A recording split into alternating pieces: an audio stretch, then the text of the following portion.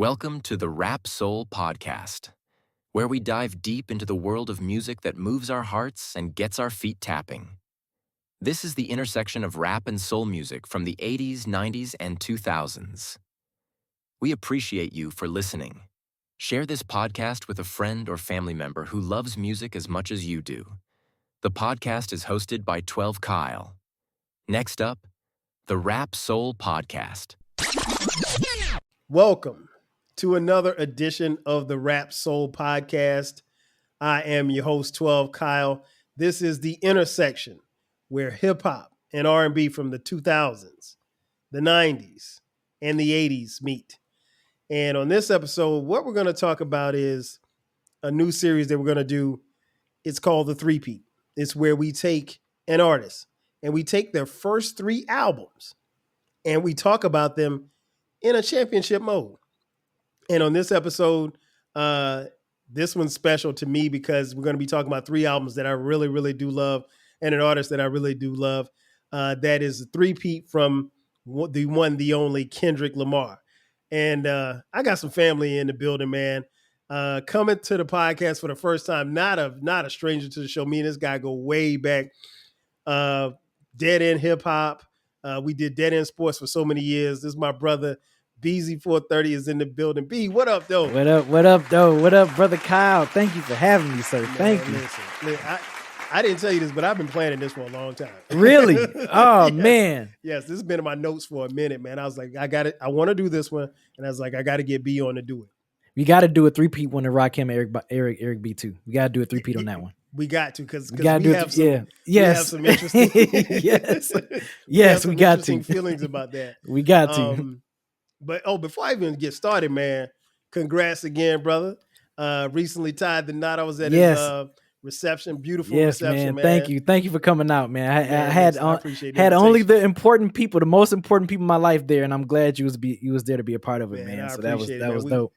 We had a good time, and I said that with Nick, man. We were cracking up. That's why I put y'all there too. I was like, I was like, if I can't get Kyle with Ken and them, I'm gonna put him with Nick, and they gonna have a good time at that table. We had a good time, man. It was a beautiful affair, man. The only thing I regret, man, I didn't get a chance to really holler at your dad. Your dad was moving around. Yeah, he was moving around, and I didn't get a chance to take pictures with y'all. I was like, man, I didn't really get like a lot of group pictures. Like I didn't take a group picture with the Dead End guys. Like really? I didn't. It was just so much going on, bro. It was crazy, but yeah. Oh yeah, my dad would have definitely hollered at you. He would have. Oh yeah, yeah, man. Listen. Yeah, my dad would have talked to you like we had a good time. We had a good time. But congrats again to you and the missus, man. Thank you. The married life is going well. Oh, it's going great, man. I love it. I love it here. I love it here, bro. I love it here. I like to have somebody that has my back, and I had their back, bro. I love it. There you go. Well, like I said, man, we came on here. We're going to talk about the three-peat from Kendrick Lamar. Now, the way this works, folks who are listening and watching on YouTube, thank you for watching first and foremost. We take each album and we're going to talk about Kendrick's first three albums. Now, we're talking studio albums. So in this instance, it's going to be Section 80, Good Kid, Mad City, and then To Pimp a Butterfly. So let's get started. Kendrick's first championship was Section 80. Where we were. This album came out July 2nd, 2011.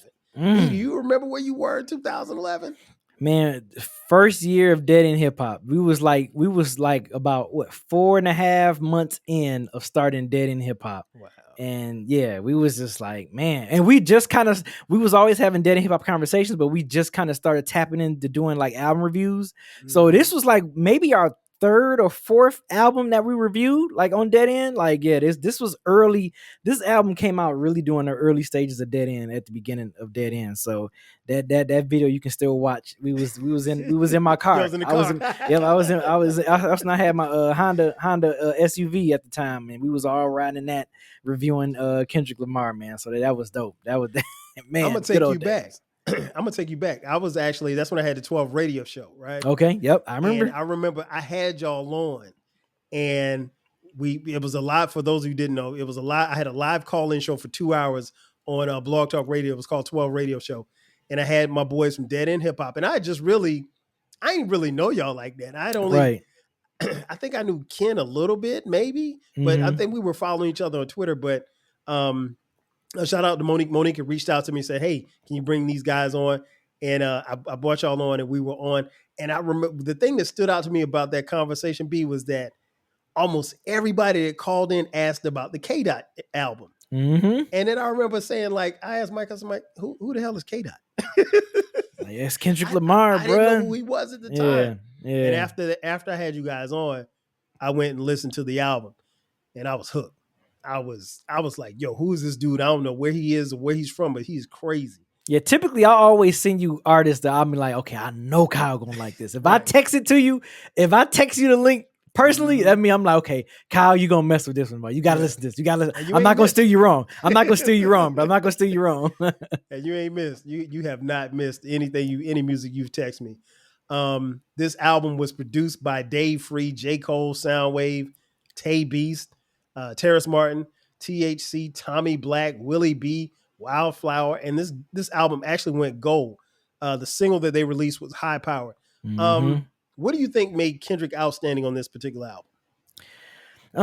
I think the subject matter. At the time when we had, and this was, the early 2010s, so we were kind of still in the midst of the blog era of hip hop, but we were just leaving ringtone era. Yes. So, so for someone, and at this time he wasn't really super mainstream yet, but he was getting there. But I would say subject matter for him to kind of talk about, the missteps of us during the Reagan administration, which is the Section 8 is kind of a play on Section 8 housing in the 80s of the decade that he was born in. But yeah, it talks about women issues, talk about drug issues, conspiracy theories about the government. Like yeah, man, the subject matter on this album was like super, super heavy. And it was definitely refreshing. I remember that being so refreshing at the time when this album dropped. It's like, yo, this dude, it's like he can really he can probably pop on mainstream and still have this type of subject matter in the mainstream, which was severely needed at the time. Yes, so yeah, yes. That's the one thing that stood out to me was just the subject matter on this album. I agree. I think it's what he was rapping about was really refreshing because like nobody was touching any of the stuff that he was touching. And really I didn't understand it at the particular time, the first couple of times I heard it, but I kept going back to, you guys and the call-ins that we were getting on my show. And I realized that this guy had a huge following of underground. And you know how it gets kind of tricky sometimes with the underground because like your underground fans sometimes want you to stay underground. So it's like, we found our guy and he's our guy and we're going to hold him dearly and not let him not let him that is so true. Oh, that is so true. And so, it was I thought that was very key because I didn't realize how big he was on the underground.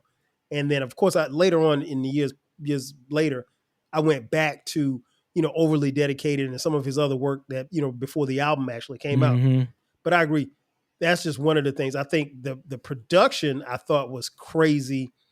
I hadn't heard anything like this. What did you're big on production. You do production yourself. What did you think about the production of this album?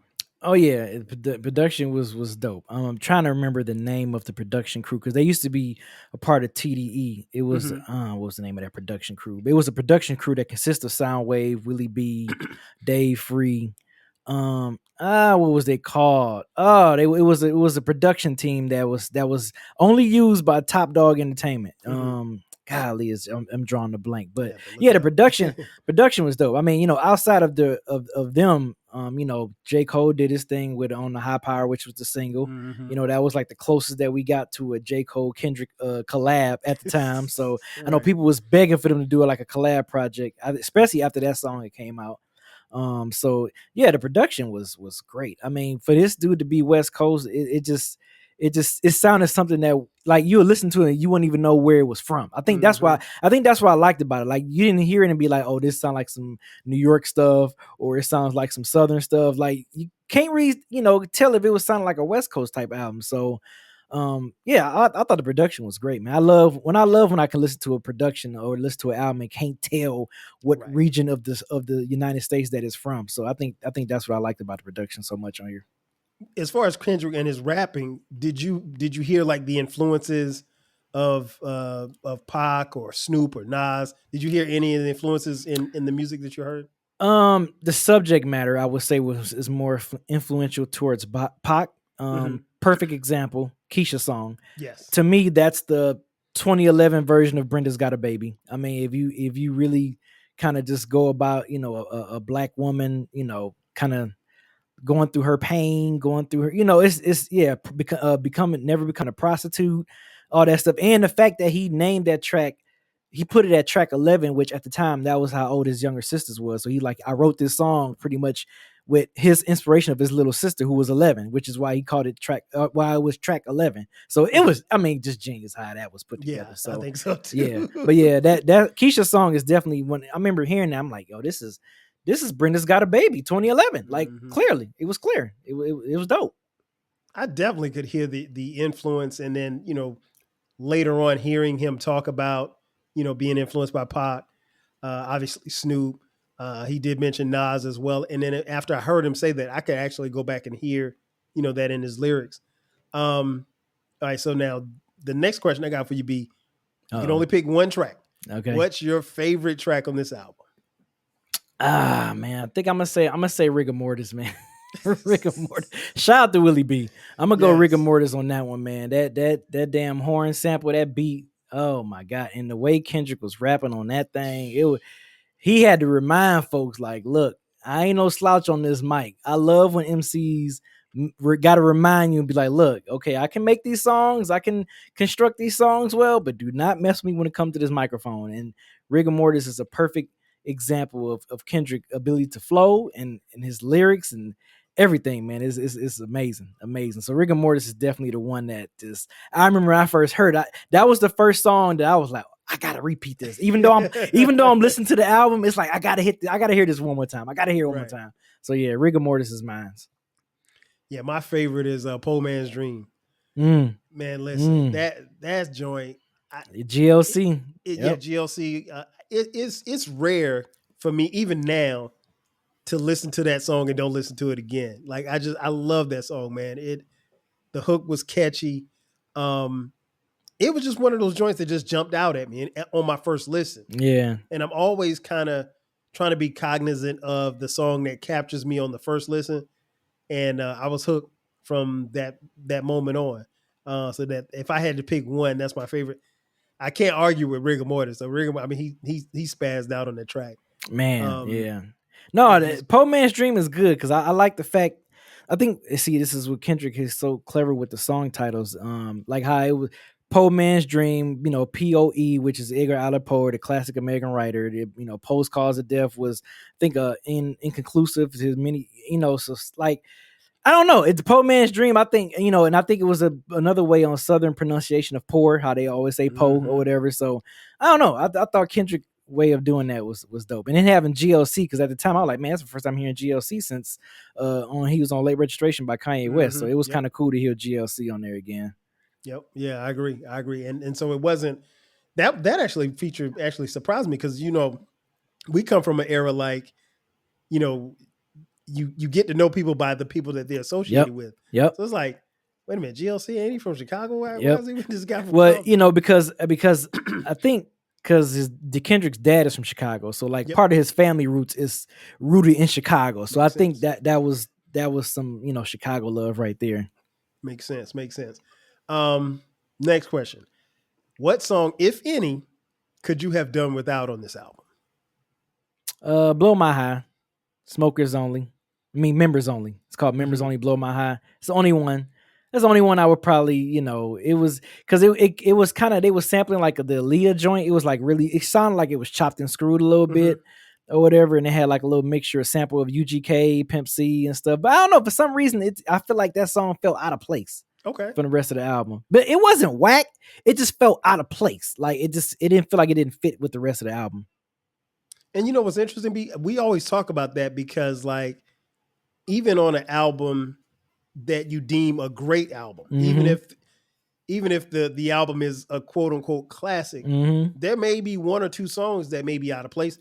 There may be one or two songs that you probably be like, oh, well, it's okay. Like I'll listen to it, but like it doesn't have to. It's not going to be perfect. So honestly, I didn't have and again, it's not a perfect album, Yeah. but I didn't have a song that I would take off this album or that I Okay. could have done without. Okay. I was pretty solid on this one. Championship moment for this album. Pitchfork placed it 45 on its top 50 albums of 2011. Complex named it the 7th best album of 2011. I mentioned a little earlier that the album did go gold. This album didn't sell a lot of records, but going gold in 2011 is still still yes. great. I mean, with streaming and all that stuff, going 500K, that's still pretty damn good. I mean, now you got big artists now selling 35K in a week, so this shows you the era that we in now. But him doing 500K was actually pretty impressive. Yeah, it is. And I mean, and it was what they deemed slow gold, but it's still gold nonetheless. Mm-hmm. And again, it didn't really have a lot of it didn't have any chart toppers. So, for it to go gold, I think still is an accomplishment. But it got him the eyes of Dr. Dre, which alludes to the next album that he released under Aftermath. So the second championship. Good Kid, Mad City. This album was released October 12th, 2012. B, do you know what you was doing in 2012? Yeah, man, I was still being a single man out here in these streets. living it up, man. Living in the good old city of Atlanta as a single man. Yes, sir. Well, I was married. Still am. 2012, we had Skylar, our daughter, in 2011. Oh wow. So yes, bro. Wait a minute. She's 13? She'll be 13 at the end of September. Bruh, yeah, I remember when she was like, I remember she was like tiny, like not even 2 years old, bro. That's crazy. It's crazy, man, because they grow so fast. I was telling my kids this the other day. I'm like, look, I said, y'all don't know this. I was like, but there are people who have watched you guys grow on social media. I said, that's how long I've been on social media. I said, the fact that, our oldest is about to graduate from grad school. I said, people remember when you were in middle school. Bruh, that's wow. It's been that long. That's crazy. Yeah, so that's what I was doing, being married, raising these children in 2012. Good Kid, Mad City was produced by a slew of producers.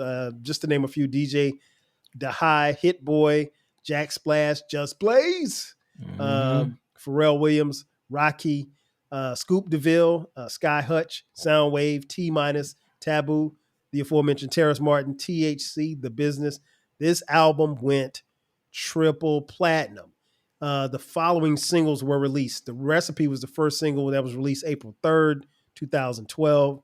Swimming Pools Drank was released July 31st, 2012. Backseat Freestyle was released January 7th, 2013.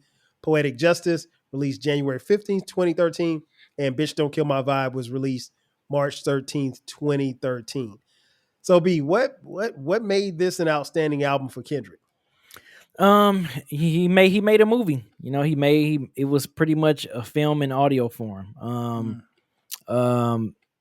Shout out to Prince Paul, Prince Amongst Thieves, which I still consider one of the all-time greatest audio film albums ever made. But this was definitely dope. I mean, this was definitely, if Kendrick was inspired from that album, he did a great job of following up and producing this great piece of art, man. This album, this is the album. If I was to say Kendrick has a classic album, I would say this is probably his classic album. Even though, which is funny, I think objectively I'm saying this, but personally, I think I still slightly like Section 80 a little bit better than this one.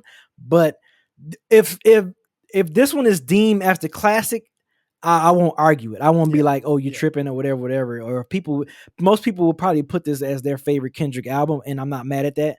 But yeah, this was, I mean, he MCA on here, like, yeah, man. I mean, hell, Jay-Z even hopped on Bitch Don't Kill My Vibe remix. You know what I'm saying? Like, yeah, I mean, the story, just like how the interludes, this did something that we haven't really heard interludes really do since, Little Brother and Redman, which make the interludes make us laugh. Like, give us, like, every time we heard the interlude and hear his mom and his dad, we were laughing. We were just cracking up. We was like, oh my God, this just sound like some real shit, regular shit that we would hear from our homies, parents or whatever. So I think that's what was so dope about the Good Kid, Mad City. Another thing, it did the baby picture.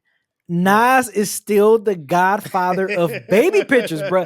No, Yes. ever since Nas did that with Illmatic, almost every single rapper, damn near every single rapper has had a baby picture as an artwork, whether if it was a single or for an album. And it's like you see the baby picture of Kendrick, it's like, here we go. Yep. Like every time you see that baby picture, you know it's for real. But no, man, this album was this was good. This was definitely good. I was worried because I was like, okay, he's gonna be Aftermath, but he was still in the top dog. I think Dre just it was dope that Dre let him do his thing. He wasn't changing nothing that was going on with their formula. He just let them do. He said, I'm just gonna put my Aftermath Interscope stamp on it to put more ears to it, and that's what it did. And that's exactly what it did. So yeah, man, I loved it. And the name of the production crew, I found out they call it Digiphonics. That was the name of the production crew for Top Dog. But yeah, for sure. Yeah. I agree 1,000%, man. I think this album, this is the one that took off. Like this is the one that set everything up for Kendrick. There's so many levels to this album. Like you said, the storytelling. I come from the old school. You come from the old school. I really appreciate great storytelling, and this is literally a book. It's a movie, in audio form. And like you said, his parents in the interlude, like especially when his dad was talking about, "You got my dominoes." You got my dominoes. It was hilarious. Bruh, it was so great, man. And like you said, I still chuckle when I hear those interludes. I still chuckle to this day. But this album, man, from start to finish, it doesn't disappoint. And he gives you a visual of, being someplace where like how we would have been at that age too. You see a girl, you meet a girl, and your body starts talking to you like, hey, you can go over here and smash. You go over there to smash, and then you get jumped.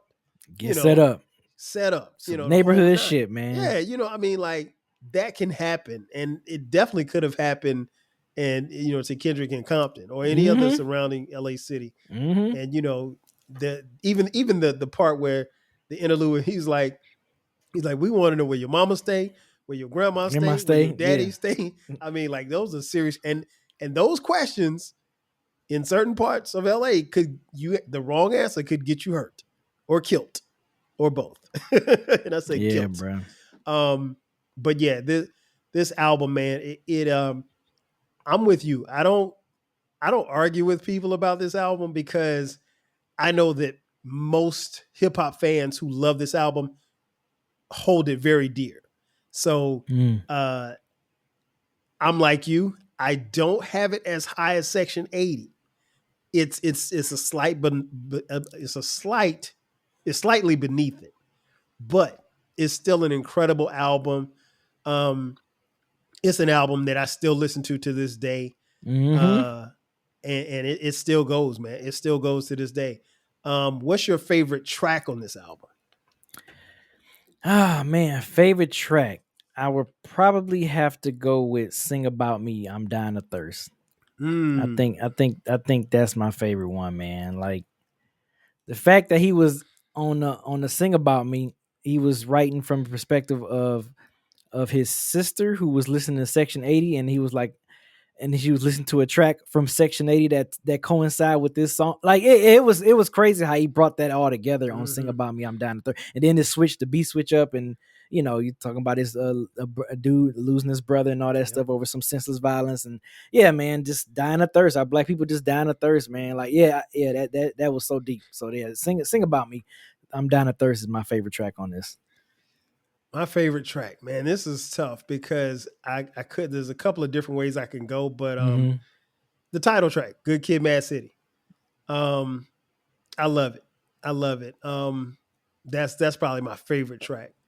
And the build up, I think, really gets me. The build up in that particular song gets me. And like I said, it's interesting, man, because my listening to Kendrick has expanded over the years, but I found that when I go back and listen to his albums, I usually listen to these 3 albums, like really? consecutive. Yeah, I don't. if I feel like listening to Kendrick, it's usually these three It's albums. one of them 3 albums that you pop on. No, it's usually all three. Like, I Oh, okay. will, You listen to them. yeah, Okay. I just hit play. That's Okay. it. I just I hit ain't play. mad at that. Not mad at that at Um, all. What song could you have done without on this album? Man, what song could I have done without?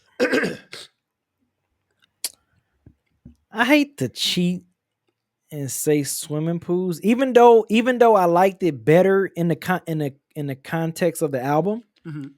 But I remember when swimming pools first came out, I wasn't super in love with it, like in love with it like that. But in the context of the album, it was definitely better. Like sometimes that can happen. I mean, we've all experienced that before. Where Mhm. we don't like the single, but then when you hear it in the context of the album, you're like, oh yeah, this shit, Right. it makes sense. It's dope. So that's the same way with swimming pools. If I had to take one off, it would probably be the one of the singles, swimming pool. You know what? For me, unpopular opinion. Poetic Justice. That's no people. Poetic That's. Justice. I don't think that's unpopular. I don't think And that's unpopular. you know what's funny, B? Yeah. After it's funny because like when all of this beef and stuff started brewing with Kendrick and Drake, I'd actually forgotten that they did this song. That's how much Yep. I pushed this song because I skipped the song.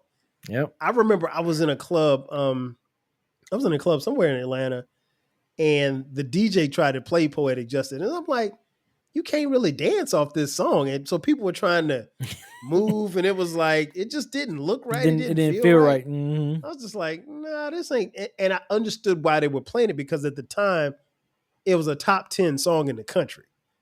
But it wasn't a song you could dance to. It's something you play in your car, but it wasn't that you could dance to. But it's probably my one blemish. And that's no knock on Drake or Kendrick.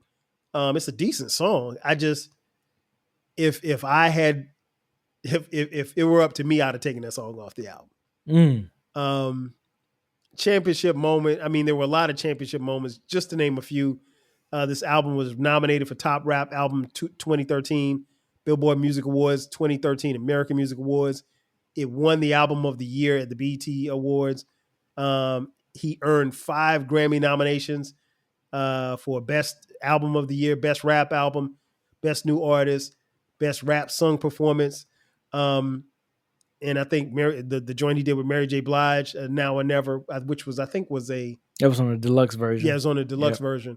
But this album is famous because it lost Best Rap Album for the Grammy for Best Rap Album to Macklemore and Ryan Lewis.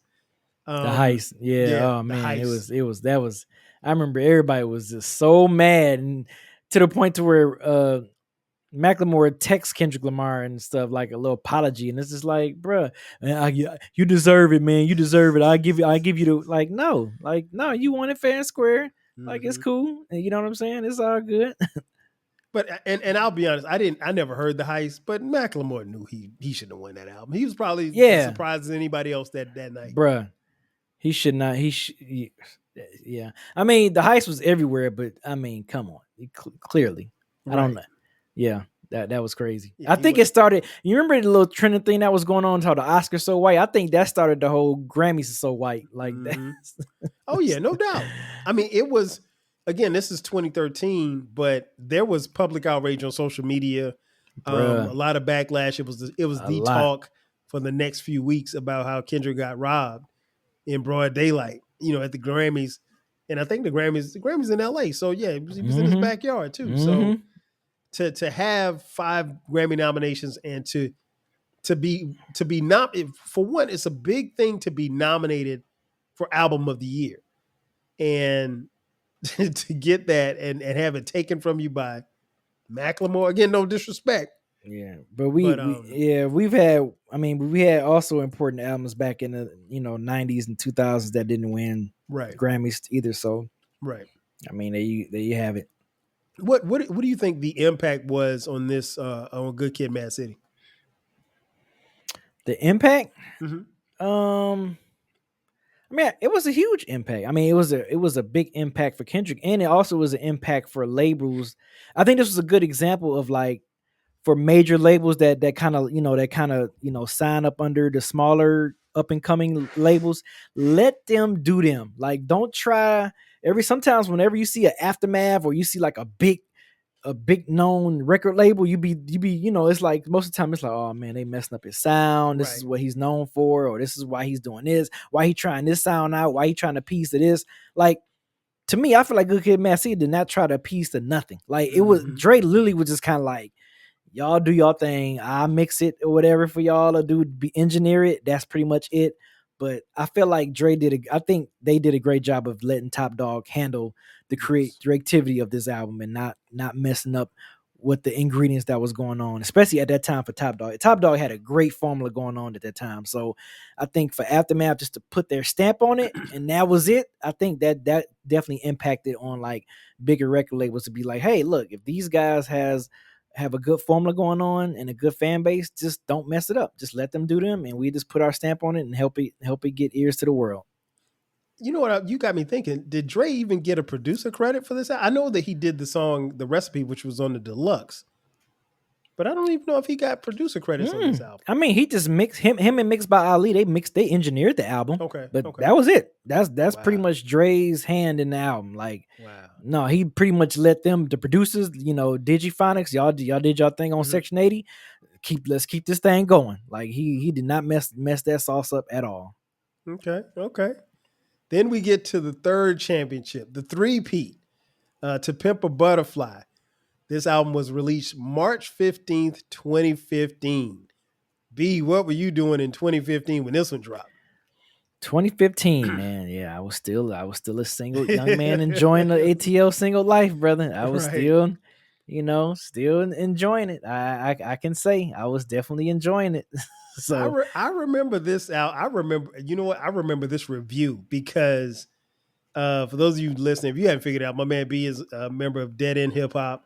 If you don't know who Dead End Hip Hop is, look him up. I mean, only one of the biggest internet hip hop sites and places where you want to get the best breakdowns of everything. And I'm not just saying that because they're my boys, but they are. But I remember everybody was clamoring for this review. And they were, bro. They were like on y'all neck. Like the album came out like on a Tuesday and they were looking for a review like on Wednesday. Like, give us time. Mm-hmm. Give us time. And then it's funny because this is the album that Kendrick Lamar even shouted us out. Yes. We got a shout out from Kendrick Lamar himself on the MTV interview about Rob Markman. I think that's his name. Right, yeah, Rob Markman. Yeah. Rob Markman, yeah. And he shouted us out because we peeped the original title, which was to be to pimp a caterpillar. It was gonna be Tupac acronyms, to pimp a caterpillar. So yeah, man, he shouted us out, man. That was wild. I remember my Twitter was on fire that day, bro. I mean, all of our Twitters was on fire. They were just like, man, y'all see this? Y'all see this? Like, yeah, that was crazy. I mean, that's so crazy because you think about it. Kendrick Lamar doesn't do a lot of interviews. No, he don't. And for him to do that interview and he didn't just say, "Oh yeah, I saw this thing on the internet." He's like, "Yeah, I saw Dead End Hip Hop today, and they were breaking it down." And I was like, "What?" He said Dead End Hip Hop on his interview. That was crazy. Yeah, man. That is wild. That is so wild, bro. Yeah, man. And it's hard to believe it's coming up on 10 years, man. Mm-hmm. That's crazy. 10 years. Crazy. He won a Grammy for this one. Mm-hmm. Yes, indeed.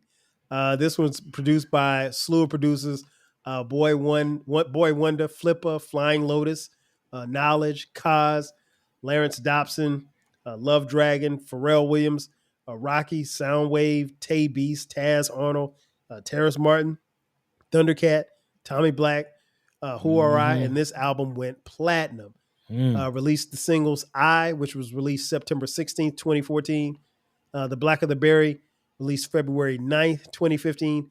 King Kunta, released March 24th, 2015. All Right, released June 30th, 2015. These Walls was released October 13th, 2015. Man, what made this album as dope as it was? It was dope as hell for him to have a heavenly, he pretty much blended some of my favorite genres all together in one album with jazz, soul, funk, all scattered throughout this album. You know, I mean, I feel like, and I mean, I was hearing some influences from OG West Coast cats like Mm-hmm. King Kunta. The beat, that bass line, that's DJ Quick all day. Yes. DJ Quick. That song is so DJ Quick. Like that is DJ Quick. So All day. when I heard that, I was like, oh my God. The fact that he had got George Clinton on here, had Ron Isley from the Isley Brothers on here, like he had everything, bro. Like, and I mean, you know, just even talking about the topics, you know, just self-love and hate, fame, depression, violence in America. You know, some of the topics were definitely inspired. I can definitely see if he was inspired by Public Enemy, like by Chuck D, as far as where he was going with the political stuff. Because hell, all right, they end up being literally like the song for Black Lives Matter movement. Like, anthem. All Right was the anthem. It's like still the protest anthem. It was the protest anthem, bro. Like during that time, you know, you had Trayvon Martin, Michael Brown, like you had all that going on, and All Right was the perfect song for that, man. It was just like, oh my God, it was crazy. It was almost like prophesized how he made that song and he knew what was about to go down was gonna happen. And yeah, it's crazy. Complexion with Rhapsody was dope as hell.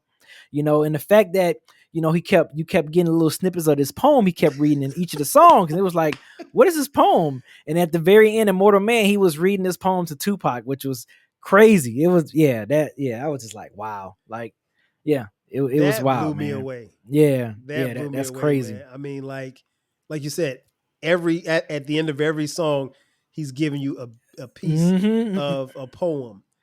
And he finally, at the last song, Mortal Man, he finishes the poem, and there's an interview or a conversation that he has with an audio version of Tupac. And it sounds so I mean, like, I was listening to it the other day, and it still sounds like he's having a conversation with Tupac. And, you know, of course, you know, for the millions of people who think Tupac is still alive, they were pretty excited about that. But yeah, I love this album. This full disclosure for those who's listening and watching, this is my favorite.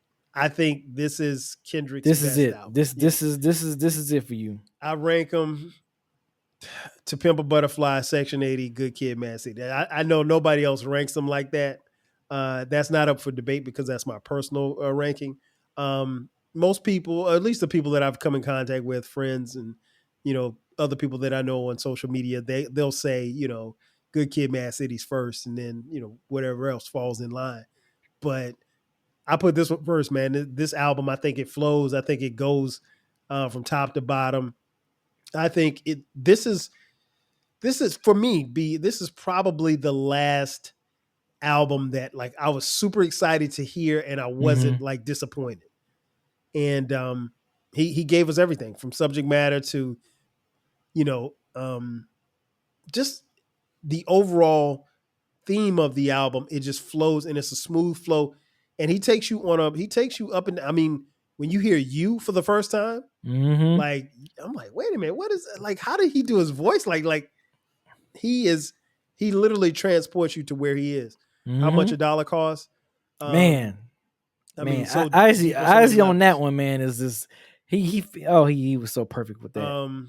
Layla Hathaway is sprinkled throughout this album. I love Layla Hathaway. And I love me some Layla too, bro. I love me some Layla. Man, I love me some Layla.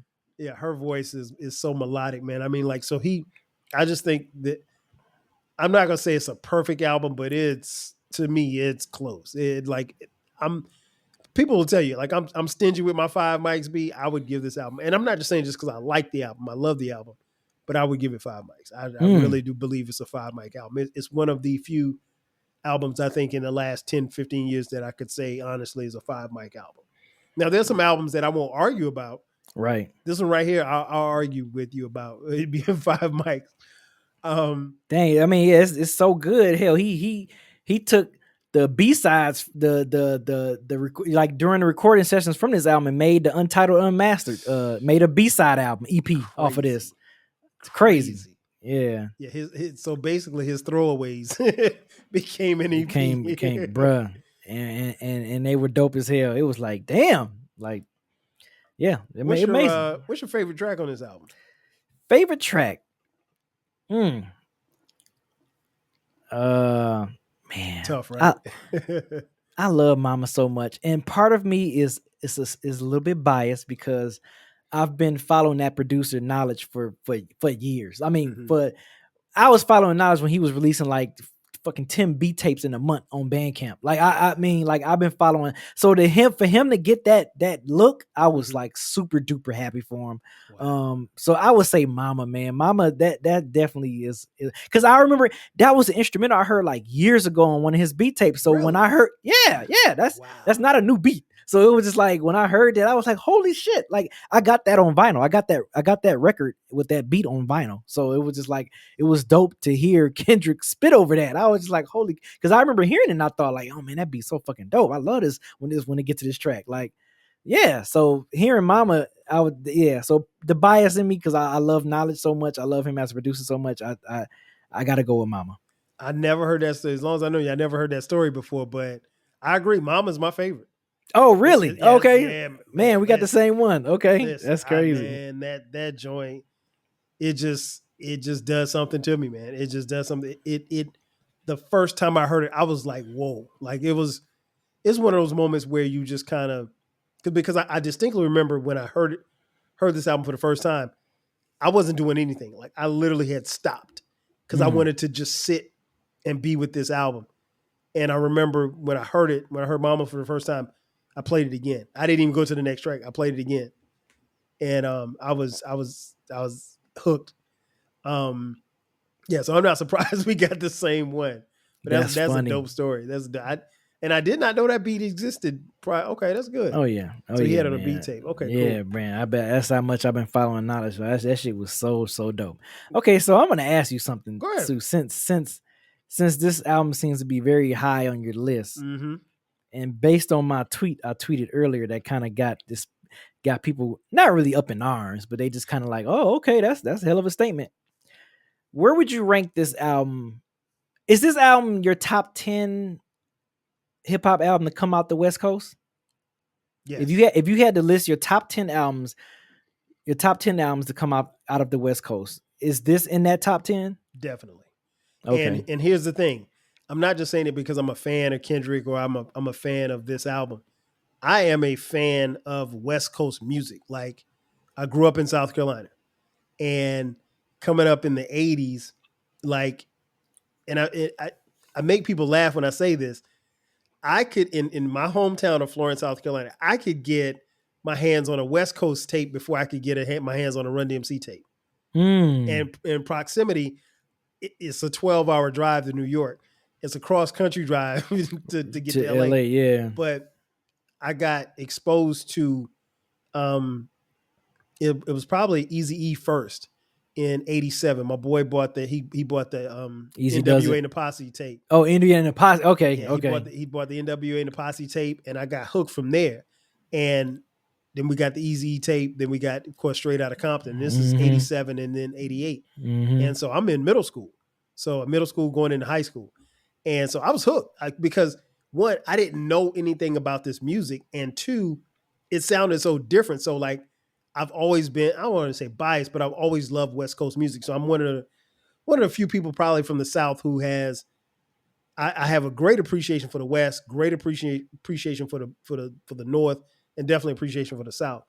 But yeah, to answer your question, top 10. It's hell top yeah. 10. Hell Okay, yeah, because I tweeted, and I remember I shot this album to you. I don't know if you got a chance to listen to it yet, but Blue and Exile, Below the Heavens.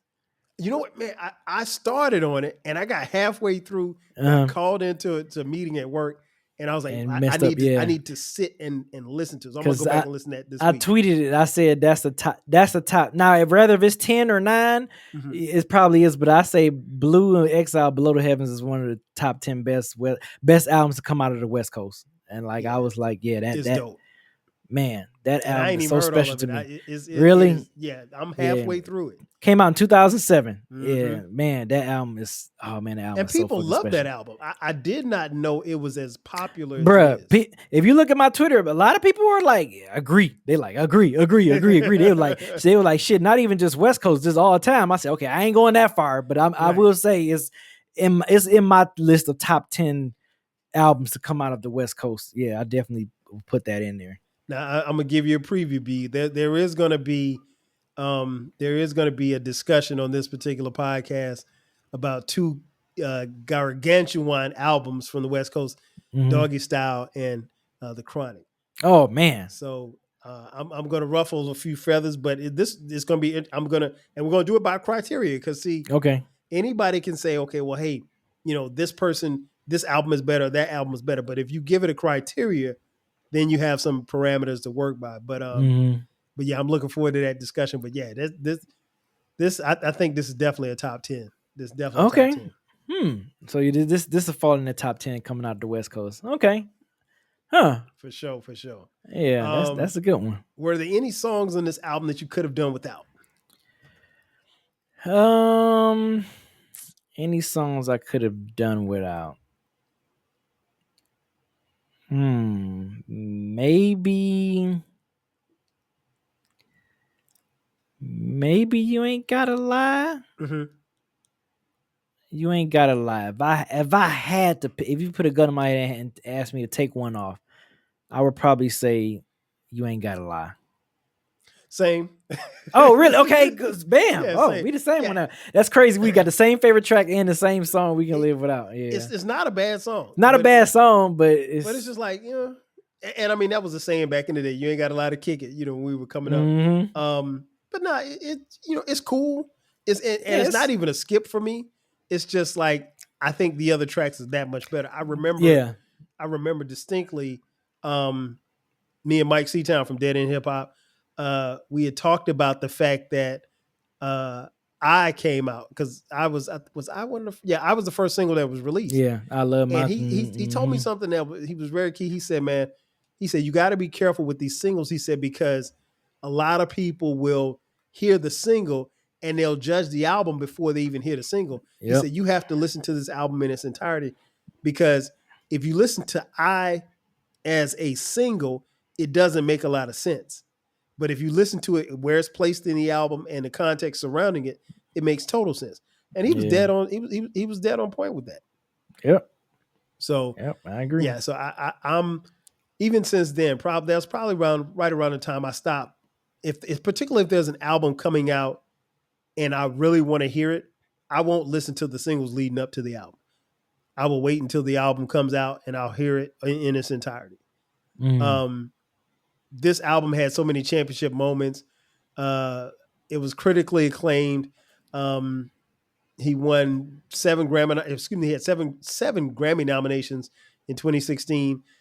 He won Best Rap Album of the Year nomination, 4 additional nominations for collaborations. He had a total of 11 Grammy nominations. And this album was heralded as one of the greatest albums of that particular year and one of the greatest albums in hip hop history. Just really depends on where you want to put it. What do you think the impact was on this album? Let me see. I guess, I hate people were saying this, and I had to school some people. How they was like, yeah, man, this is the first hip hop album that kind of have jazz infusing and all that stuff. It's like, no, it's not. No, it's not. Are you freaking crazy? Are you? Come on, y'all, stop it. Stop saying that. Stop. The Roots is not here. Daylight. Come, stop it. Right. Diggable Planets. Stop, y'all. Stop. But I mean, I guess for the younger generation at the time, this was their oh shit, he's pulling from jazz, he's pulling from this, he's pulling from that, this is kind of cool for folks that wasn't familiar. Not to sound like an old geezer, but me and Kyle, we were there. Okay, we were there during the earlier stages of hip hop, and we was outside when all this was happening. So for a lot of younger generation or the blog era hip hop fans, this was like a holy shit. He's pulling from jazz. He's pulling from funk. He's pulling from this. This is fucking amazing. This is the subject matter again. This is he's touching on some stuff that wasn't really touched in the mainstream since Public Enemy. So that was something that was kind of a bright spot as well. So I know Killer Mike was also touching on some subjects around that same time this album came out too. But yeah, the only ones you really had in the mainstream rap. I mean, yeah, you can find it in the underground and everything else, but on the mainstream level, this was big. So yeah, that definitely had an impact of okay, yeah, you can go out here and make an album talking, being conscious and still selling and still winning awards and still, all that stuff, critically acclaimed, all that stuff, and not even trying to, make a party record. Like Right. this album don't have no party records. You know what I'm not at all. saying? Like this don't have no record you gonna play in the club. You know what I'm saying? So yeah, that's the impact right there. Like you said, I mean, probably one of the funkiest songs on the album, All Right, produced by Pharrell Williams, was is a protest anthem. Right. So I mean, like, there's not much more that you can get from that. Overall, in conclusion, man, I think Kendrick's three-peat is, I think at the end of the day, you'll be able to put his three-peat up there with a lot of different people. Oh yeah. And he can definitely hold his own. Oh yeah. I think these albums definitely launched where he was going to take off from, and launched him into superstardom. And, you know, it helped us, you know, particularly for fans who like found K Dot before he was Kendrick Lamar. When they found K Dot, I think these albums, I know that those fans like to go back to these albums because, you know, this is really before he really blew up. Well, the Section 8 is probably the album that he had before he blew up. I would probably say Good Kid, Mad City put him. That was He was a household name after that. Yep. But he was still there at Section 80. But overall, if you're listening or watching this episode and you have not heard any of these albums, do yourself a favor, go back and listen. I promise you won't be disappointed. Before we get out of here, B, man, tell folks where they can find you, where they can catch you guys, you and the crew at. Yes. YouTube.com/Dead End Hip Hop. Dead End Hip Hop on Twitter, at BZ430, all across the socials, the Instagram, my Twitch channel, twitch.tv/BZ430, twitch.tv/Dead End Hip Hop. You can look, we stream live reactions on there on our Twitch channel. So yeah, man, catch all that stuff, man. Everything is across the board. We pretty much keep everything as consistent as possible. So for sure. And you guys are here for the first time. Again, thank you for checking out this, because this is a new podcast. This is a new venture for me. The Rap Soul, like I said, this is the intersection of rap and R&B from the 80s, 90s, and 2000s. We're going to talk about artists. We're going to talk about artists from that era. We're going to do album reviews. We're going to have different things to provide for you. So come back. You can follow the Rap Soul Podcast on all the socials, Rap Soul Podcast. There's a Reddit channel. If you want to take this discussion there, you can take it to Reddit, Rap Soul Podcast. YouTube channel as well, Rap Soul Podcast. So we're a little bit of everywhere. And of course, you can follow me at 12 Kyle, Rap Soul Podcast. So you can follow me at 12 Kyle across the socials. Again, that's going to do it for us. So for my boy BZ430, again, thanks for coming through, my brother. Oh, man, Appreciate thanks for having me, man. Appreciate folks, you. he will be back, and we will talk about European rock. Yes, we will. I can't wait. So that's going to do it for me. And again, thanks again for checking out the Rap Soul Podcast. I am your boy 12 Kyle. We'll catch you guys next time. 5,000. Thank you for listening. This concludes the episode. Be sure to subscribe to the Rap Soul Podcast. You can find the podcast wherever you get your podcasts. Follow the podcast on social media. And feel free to continue this discussion on our Reddit page. More importantly, share this podcast with a friend or family member who loves music as much as you do. Until next time, 5,000.